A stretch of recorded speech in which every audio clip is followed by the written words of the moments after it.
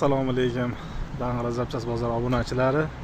Akalar, mana bugun biz qayerga kelganmiz? Bugun Farg'ona viloyati Bo'yda tumani Akbar akamning magaziniga kelganmiz, Yangiqo'rg'onga. Akalar, Bo'ydalik Yangiqo'rg'on, Rishton, Bag'dod obunachilarimiz mana kelaversa Akbar akam do'koniga. Nima desalar topilar ekan akamda ham. Turtsa pahar deysizlarmi, diska deysizlarmi, ishqib nima desalar borda.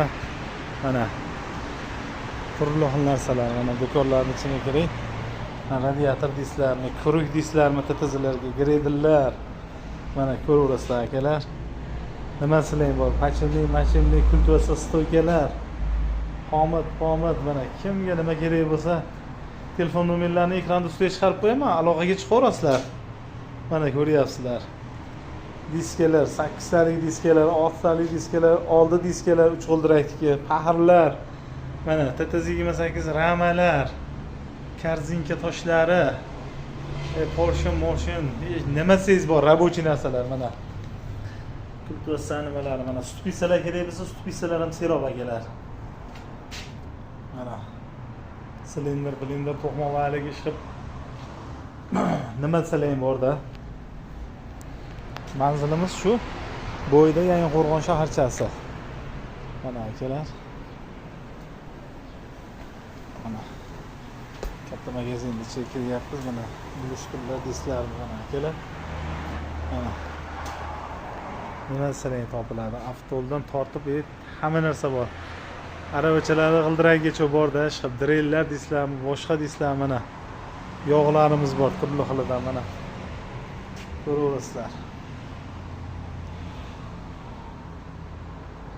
Nima sizlar topiladida, yangi, eski.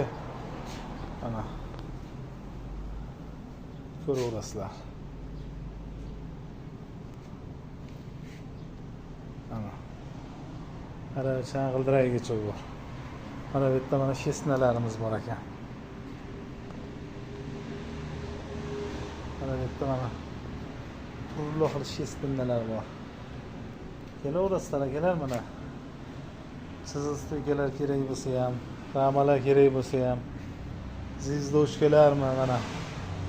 Xohlagan mana atvallarni qarang mana, atvallar ham bor. Mana salnik, panliklar deysizlarmi, shilanglar. Xohlagan narsalaring borda akalar.